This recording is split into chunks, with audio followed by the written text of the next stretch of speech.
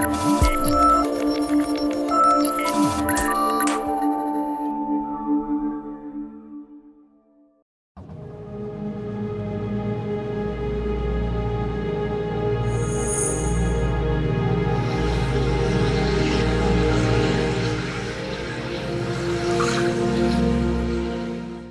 throttle body and air intake system control the amount of air that flows into the engine.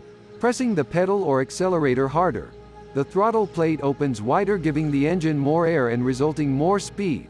Ultimately, it will collect dirt, carbon and other debris which will build up inside the throttle body and butterfly valve, causing parts to stick and airflow to be compromised. If this occurs, you may experience more noise from your engine stalling, slower acceleration and also higher emission. Power Up Throttle Body Cleaner removes staining gums and dirts from the throttle body and butterfly valve, mainly for fuel-injected vehicles. The engine off. Remove the air intake valve and mass airflow sensor to expose the throttle body. Spray the throttle body cleaner into the throttle body by opening and closing the butterfly valve.